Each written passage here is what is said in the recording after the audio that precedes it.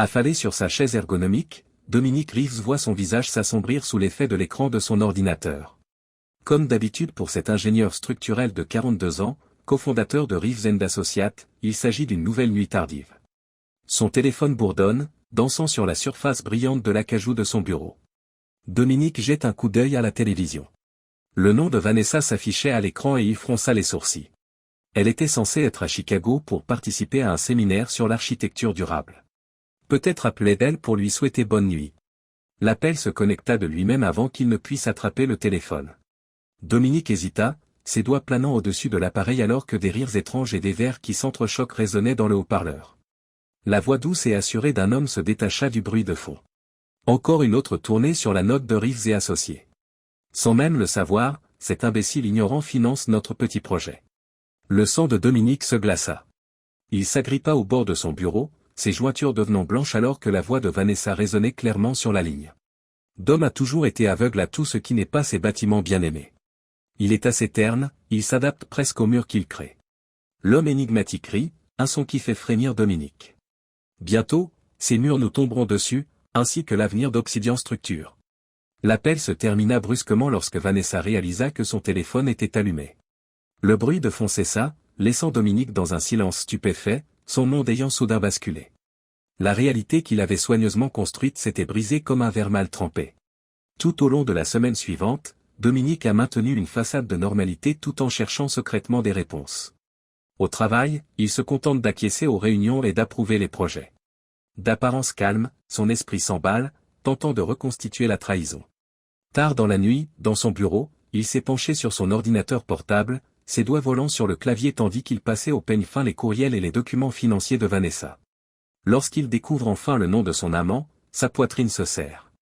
Xavier Blackwood, marmonna Dominique, reconnaissant le dirigeant d'Obsidian Structure, une société concurrente. Il poussa un juron. Il avait besoin d'aide, de quelqu'un qui pouvait creuser plus profondément que lui seul. Le lendemain, Dominique se retrouve assis en face de Lydia Chen dans un café peu éclairé.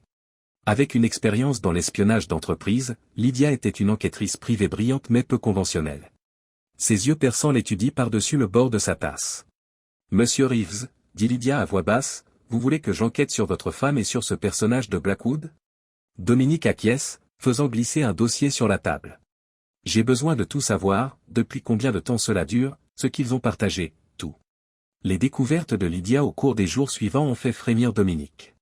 Depuis des mois, Vanessa divulguait à Xavier des informations sur les appels d'offres et des plans architecturaux privés. Le Verdanspire, un projet révolutionnaire de gratte-ciel respectueux de l'environnement, avait été le joyau de la couronne de Reeves & Associates. Pire encore, Dominique découvre des retraits importants et inexpliqués sur les comptes de la société, preuve d'une trahison financière à grande échelle. Incapable d'assumer seul ce fardeau, Dominique se confie à Marcus Holbrook, son meilleur ami et associé. Ils se sont retrouvés dans leur pub habituel, où Marcus a écouté avec un silence stupéfait Dominique raconter les détails de l'affaire. Lorsque Dominique a terminé, Marcus a avalé son whisky d'un trait. « Dom, marmonne Marcus en secouant la tête, je n'arrive pas à croire que Vanessa ait pu faire ça.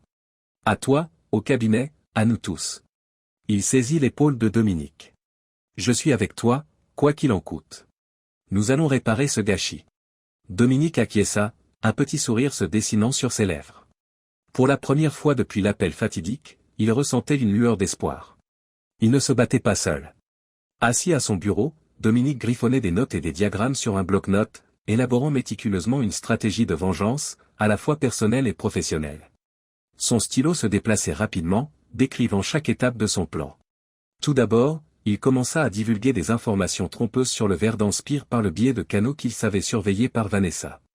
Il a laissé des fichiers fictifs contenant des failles subtiles, espérant qu'elle les découvrirait. Ensuite, Dominique a discrètement contacté Elizabeth Blackwood, l'épouse de Xavier et directrice financière d'Obsidian, en faisant allusion à de possibles malversations financières au sein de son entreprise.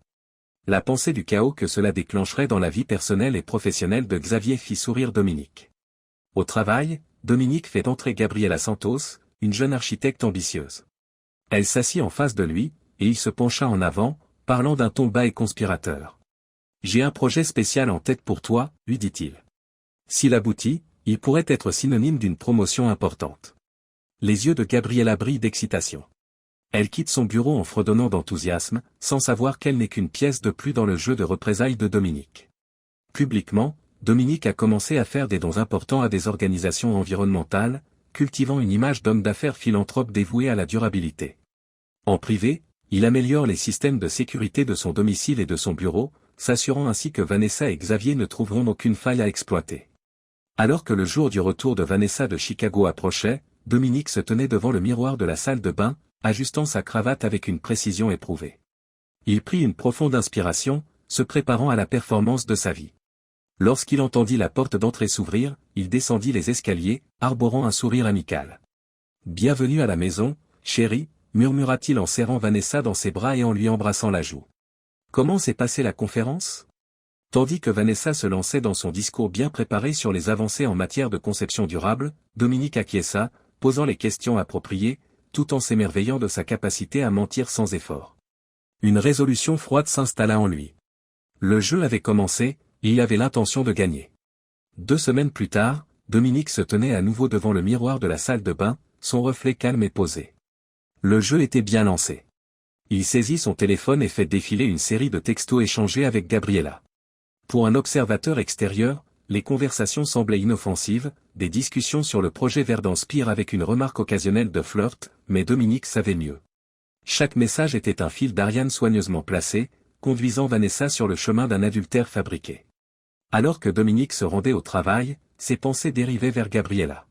Elle s'était révélée être un atout précieux dans son plan, son ambition faisant d'elle une participante enthousiaste au projet. Un sentiment de culpabilité le rongeait pour l'avoir exploitée, mais il l'écarta rapidement. Les dommages collatéraux étaient inévitables dans cette bataille. En arrivant au bureau, Dominique se dirigea vers la salle de conférence. Alors que les équipes de projet se rassemblent, il croise le regard de Marcus et le salue d'un signe de tête. Lorsque la salle se calma, Dominique se racla la gorge. « J'ai une annonce à faire », commença-t-il d'une voix ferme. « Le projet Verdanspire est essentiel pour notre avenir, et j'ai décidé de nommer Gabriela Santos à la tête de la composante « durabilité environnementale ». Du coin de l'œil, Dominique vit le regard de Vanessa passer de lui à Gabriela. Il remarqua le léger rétrécissement de ses yeux. La suspicion s'est installée. À l'autre bout de la ville, Lydia Chen enfile son uniforme de concierge et pousse un chariot de fourniture dans les couloirs d'Obsidian Structure. Ses yeux aiguisés scrutaient chaque pièce dans laquelle elle entrait, identifiant les endroits idéaux pour installer ses dispositifs de surveillance. Elle dissimulait habilement les mouchards sous les bureaux, derrière les cadres et à l'intérieur des douches d'aération.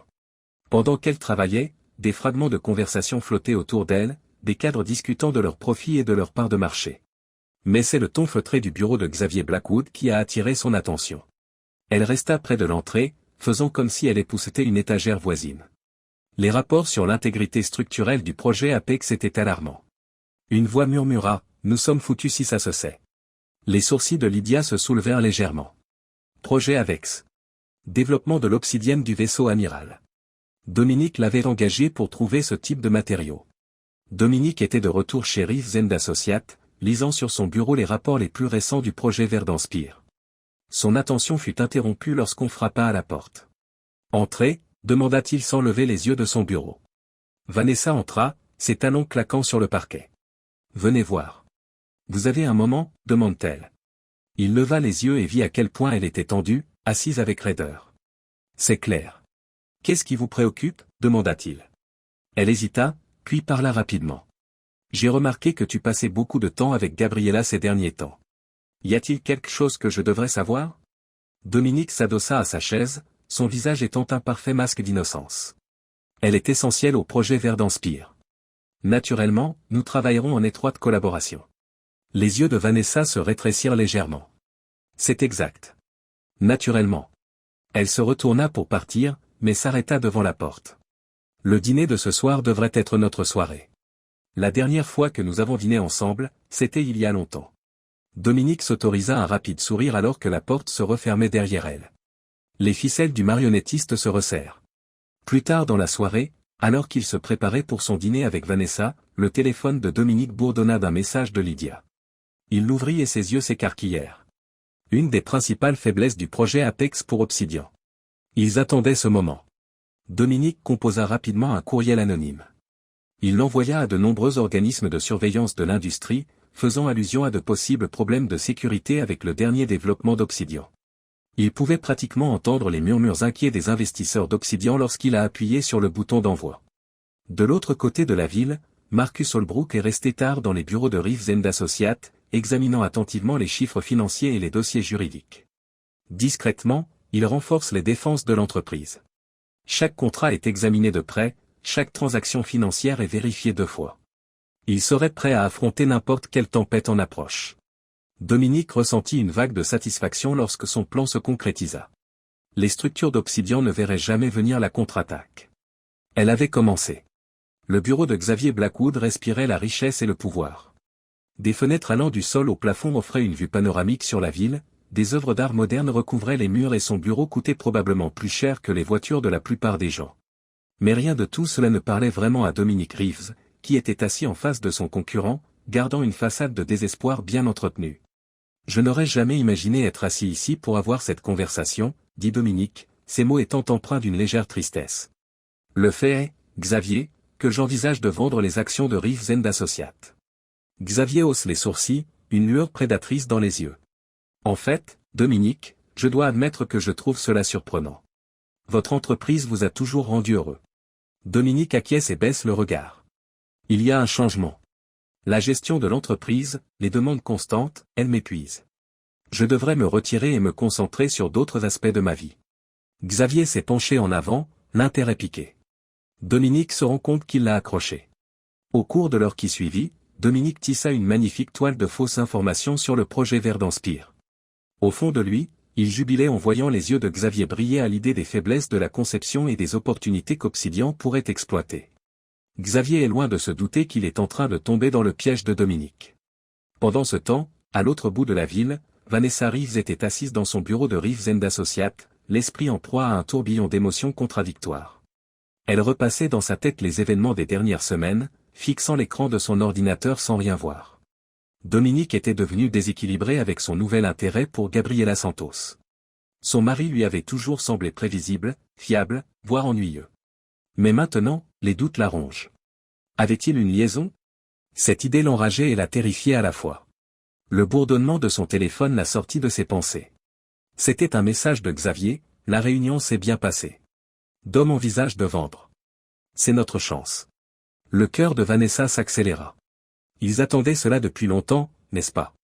La chance de diriger Reeves & Associates selon leur vision, de la transformer. Mais en considérant la vie qu'elle avait construite avec Dominique, le doute l'envahit. La sécurité, la stabilité qu'il lui apportait, était-elle prête à le trahir pour cela? Elle saisit un dossier sur son bureau, dans l'intention de revoir certains chiffres du projet Verdanspire. Distraite, elle a manqué une erreur numérique critique en feuilletant les pages.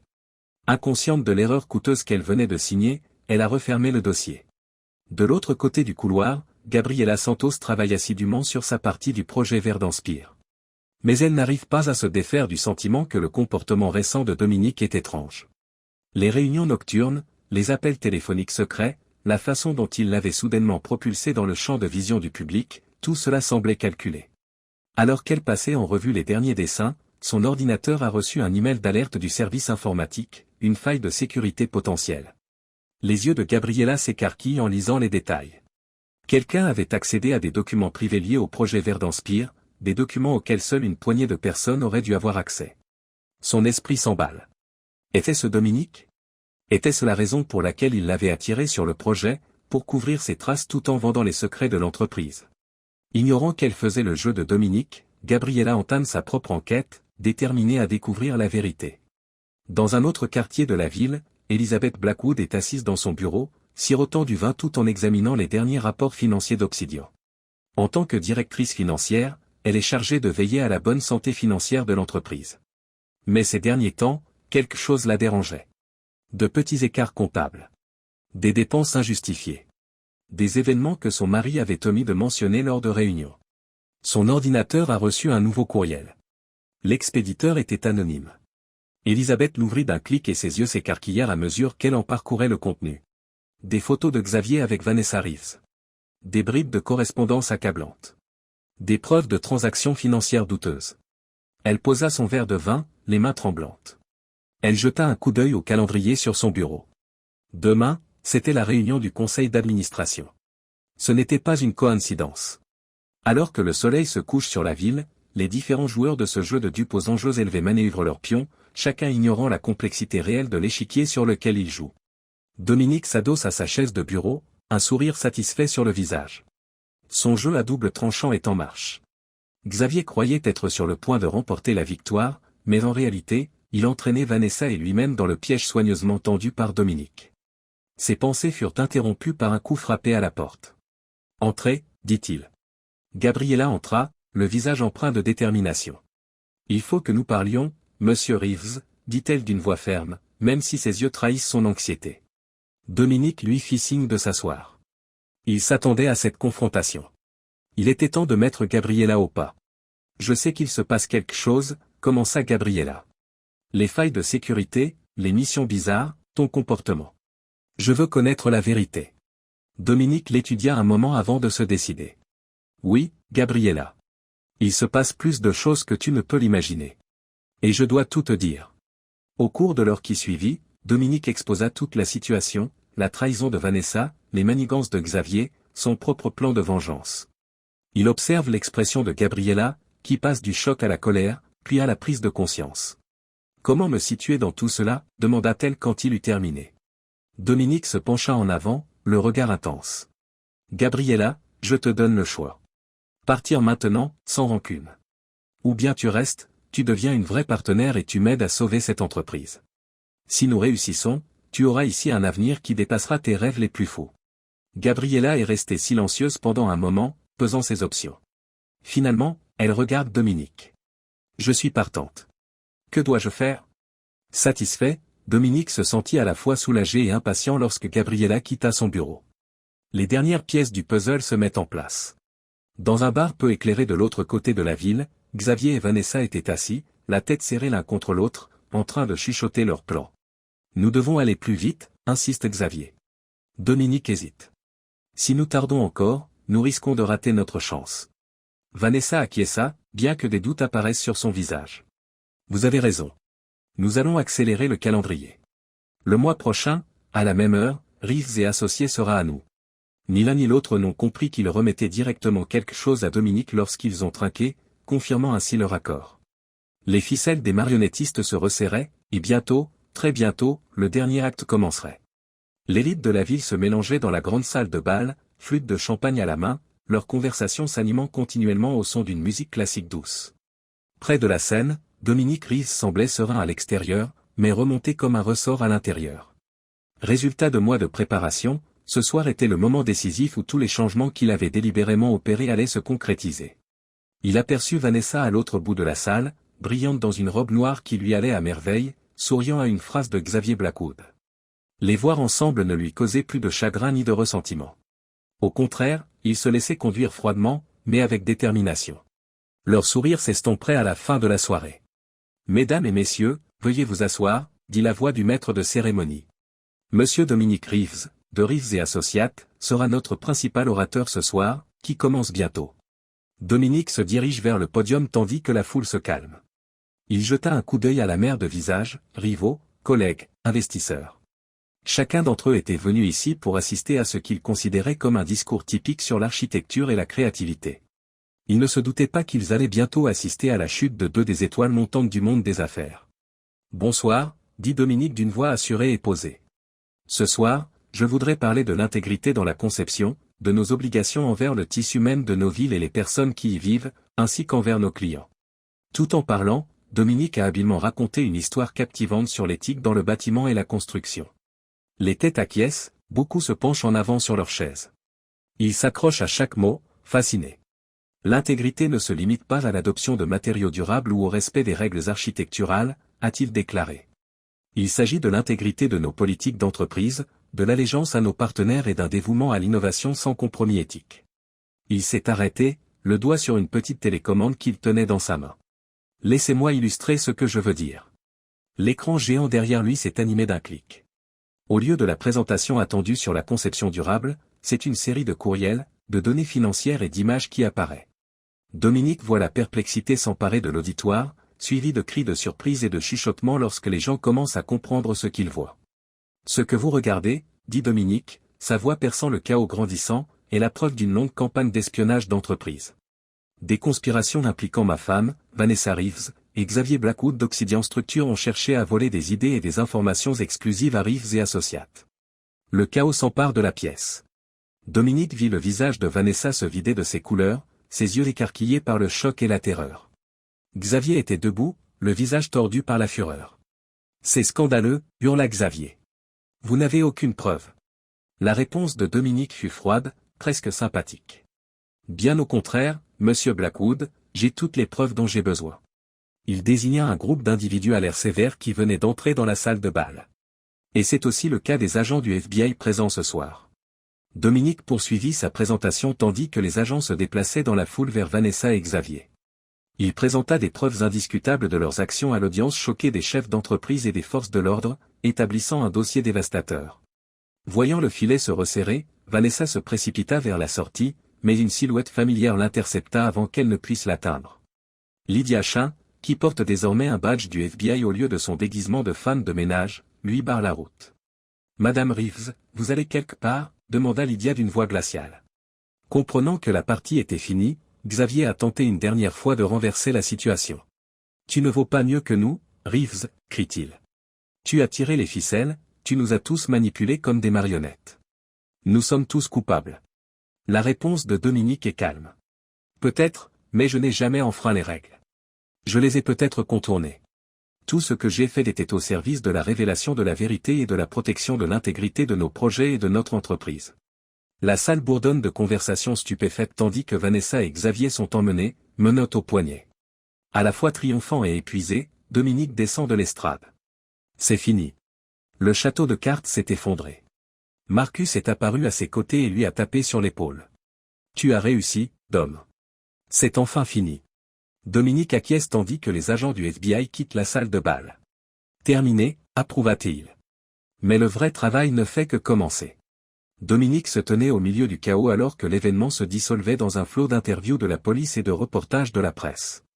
De cette épreuve, Reeves et Associates étaient sortis non seulement intacts, mais aussi comme un brillant exemple de comportement éthique dans un secteur rongé par la corruption. Pour la première fois depuis des mois, Dominique se sent prêt à affronter le chemin difficile qui l'attend. Il était enfin libre, le maître des marionnettes avait coupé ses ficelles. La salle d'audience bourdonne d'activités, une colonie de costumes et de mallettes, des conversations feutrées et des talons qui claquent. Dominique Reeves se tient dans le hall d'entrée, ses yeux parcourent l'assemblée, sa posture est rigide. Il était là tous les jours depuis une semaine, observant Vanessa et Xavier naviguer dans un champ de mines juridiques. Aujourd'hui, cependant, c'était différent. Alors qu'il passait le contrôle de sécurité, Dominique repensa aux événements qui avaient précédé ce moment, la trahison, la planification minutieuse, la révélation spectaculaire lors du gala de l'innovation architecturale. Bien que les blessures soient encore fraîches, tout cela semble remonter à une éternité. La salle d'audience était un autre type de champ de bataille. Vanessa et Xavier étaient assis à des tables séparées, leurs avocats les encadrant comme des généraux se préparant à la guerre.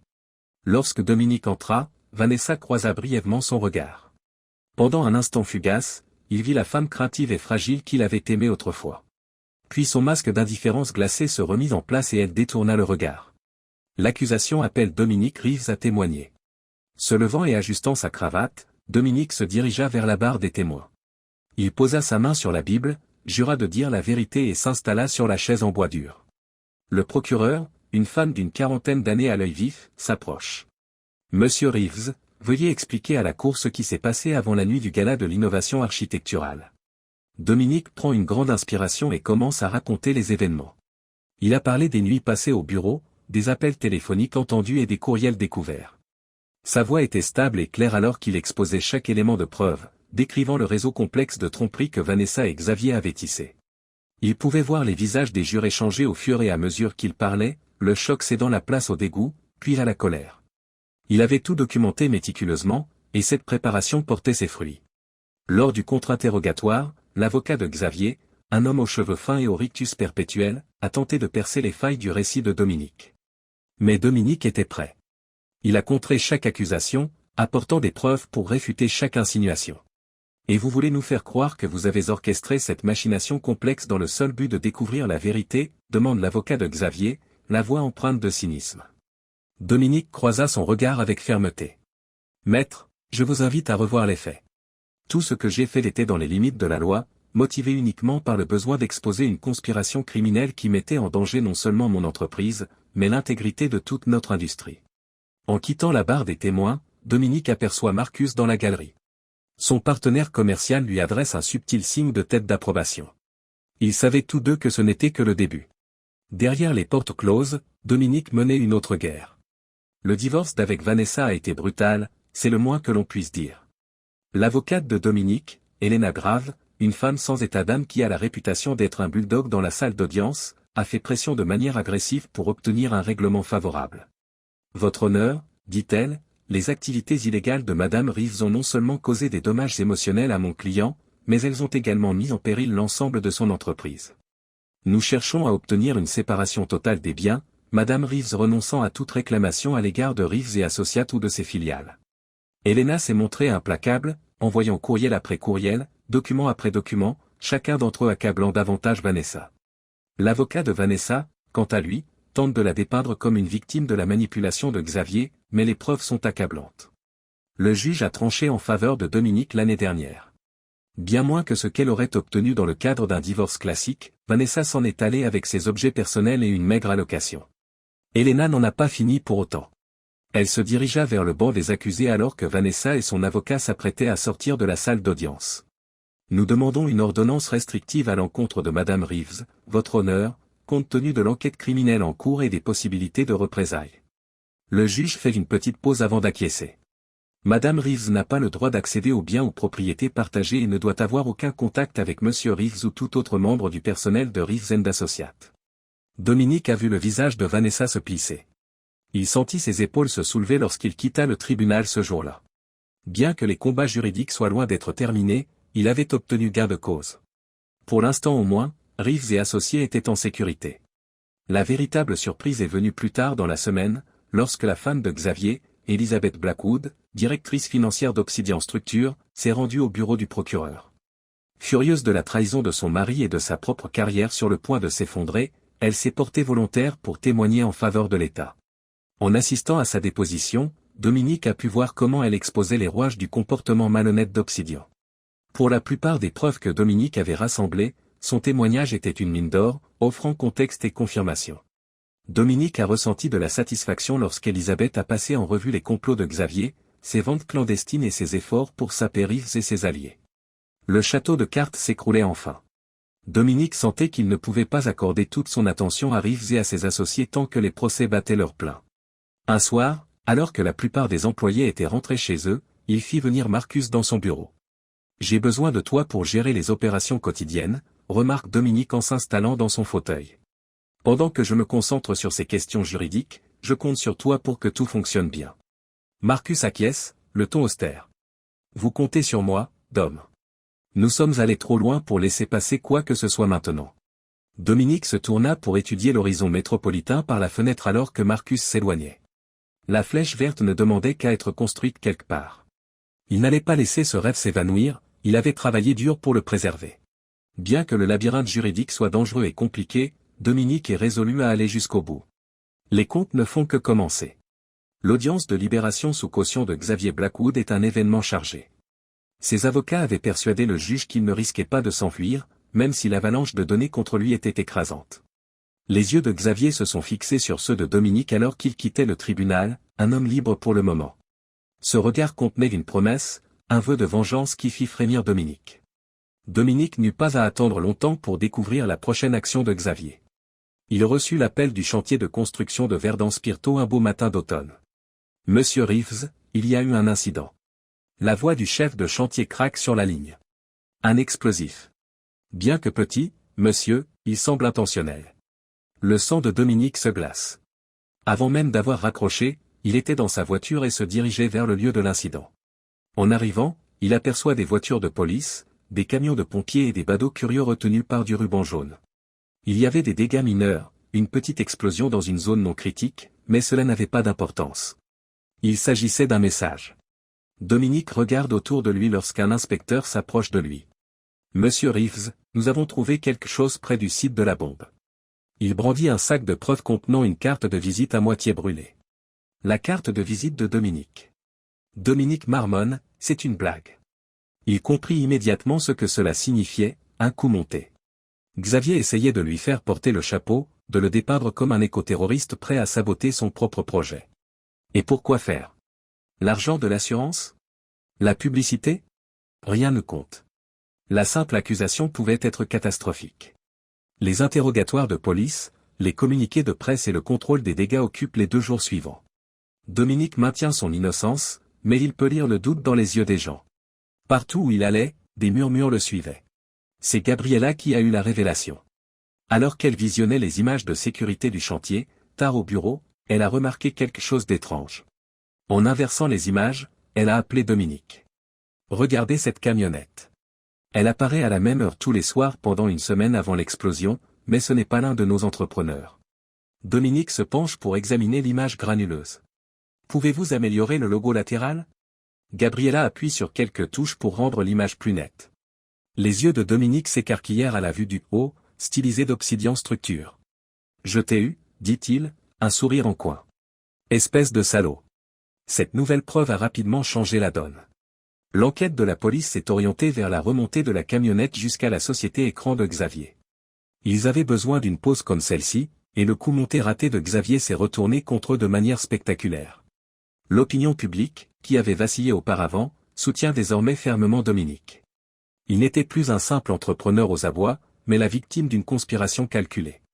Mais le véritable choc s'est produit lorsque Vanessa, confrontée à des années de prison et voyant ses chances de clémence s'évanouir, a joué un jeu désespéré.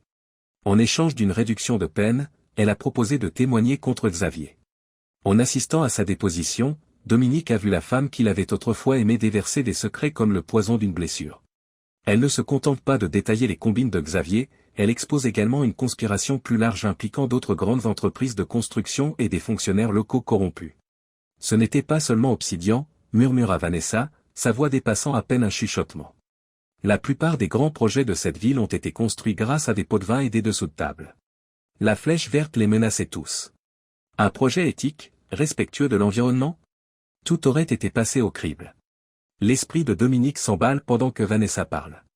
C'était plus important que ce qu'il avait imaginé. Il ne s'agissait plus seulement de sauver son entreprise, mais d'assainir l'ensemble du secteur. Il a quitté la déposition et a immédiatement appelé Marcus. Nous devons changer de cap, dit-il sans préambule. Le Verdant Spire est plus qu'un simple projet de construction. Il va devenir la pièce maîtresse d'un nouveau mouvement.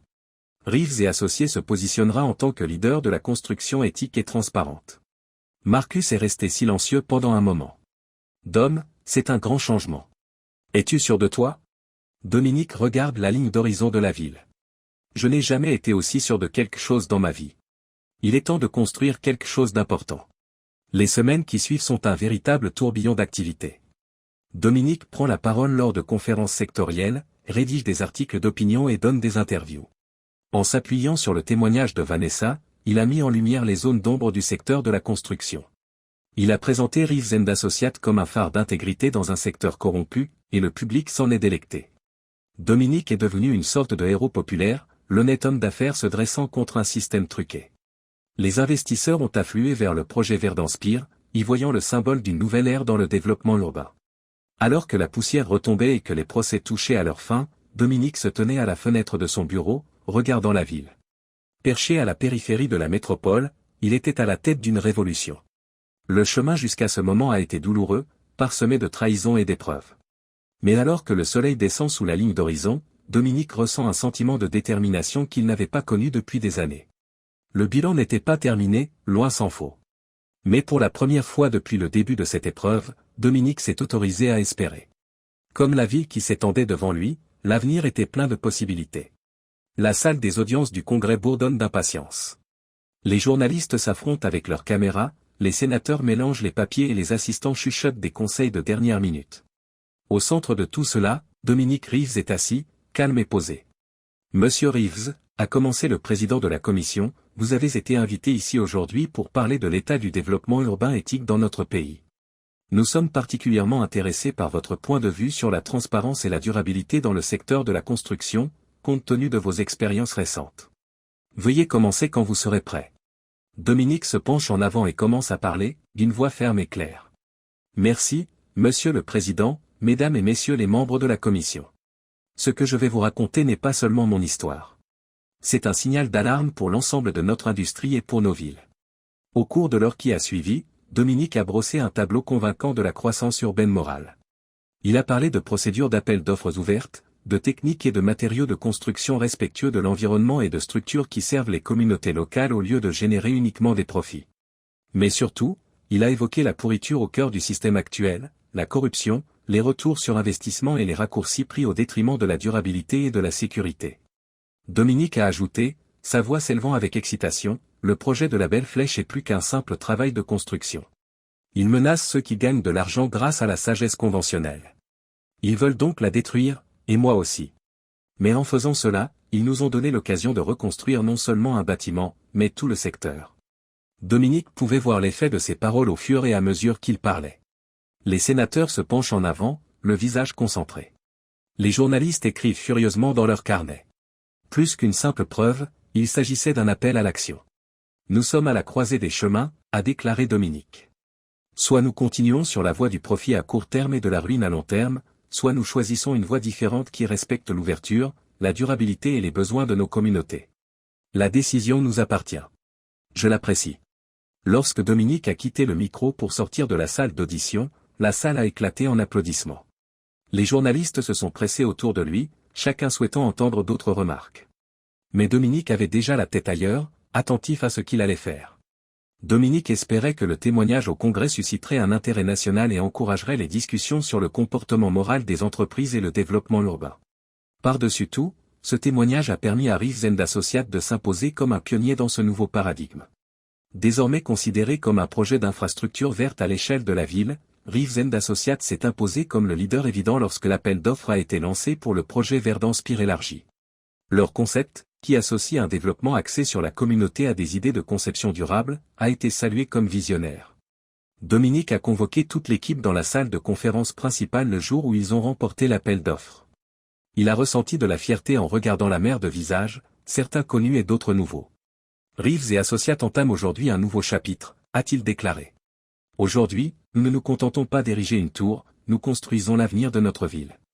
Chacun d'entre vous nous a aidés à en arriver là, et à l'avenir, chacun d'entre vous sera absolument vital. Il s'arrêta, son regard cherchant Gabriela dans la foule. Ce qui m'amène à ma prochaine annonce. En reconnaissance de sa grande contribution et de son engagement sans faille, j'élève Gabriela Santos au rang d'associée.